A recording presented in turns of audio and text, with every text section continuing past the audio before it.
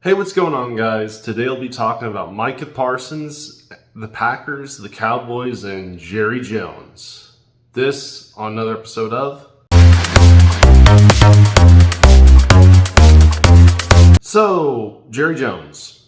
He has sent Micah Parsons to the Green Bay Packers for 2 firsts, Kenny Clark, and a whole lot of nothing else.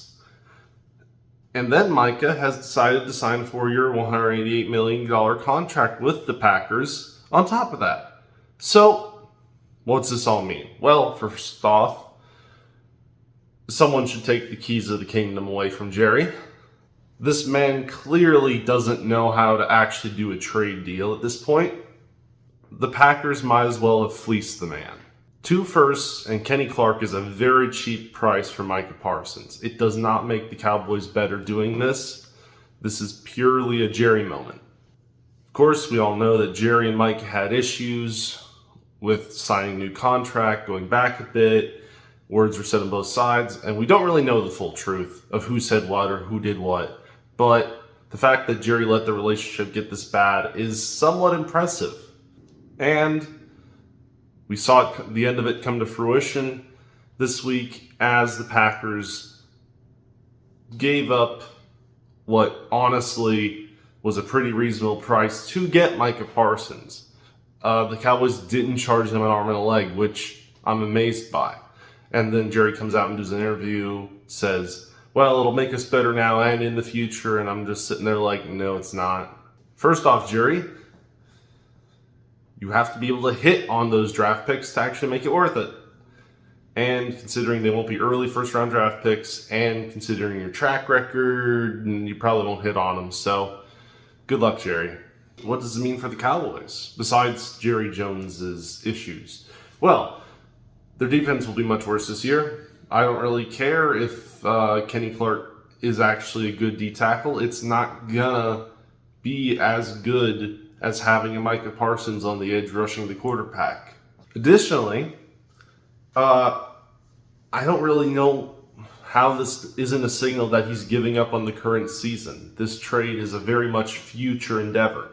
And, of course, Jerry Jones made the comments that, well, he could use the first-round picks to acquire talent now. No one's going to give you anyone like a serious starter for first-round picks right now. You might get someone around the trade deadline when teams basically have the writing on the wall of whether they're actually going to be competitors this year, but not right now. So I think Jerry, who knows what led him to make this decision, but for the Cowboys side of things, it's bad. They'll be lucky to actually get a winning season this year. I don't see them beating a lot of the better teams without Micah Parsons on defense. Their offense will still be good. Dak Prescott, CeeDee Lamb, George Pickens. But the defense, I think, will struggle. And that will be enough to doom the Cowboys for 2025. Now, what about the Green Bay Packers, the new owners of Micah Parsons? Well, their projections just went up because now they got an elite edge rusher, a once-in-a-lifetime kind of player, and they didn't have to give an arm and a leg to get him. The one thing that will suffer on the Packers is their run defense, but they have a lot of young people who haven't got enough touches to truly determine how good they are. But it's kind of a little bit worrisome and that for the run defense, because the Packers have not always been known to be the best run defense team. And especially when they're in a division with the likes of the Lions, and the Eagles are also in their conference, these run-heavy NFL teams, the Packers might struggle there a little bit. But I think through this trade, they've made themselves into a NFC Championship kind of favorite team. They now have the pieces to go all the way. They just need a receiver to develop into a number one, and I think that's everything. So, what do I expect from the Cowboys and Packers this season because of this trade? Well, the Cowboys, I think they'd be lucky to have a 9-8 season.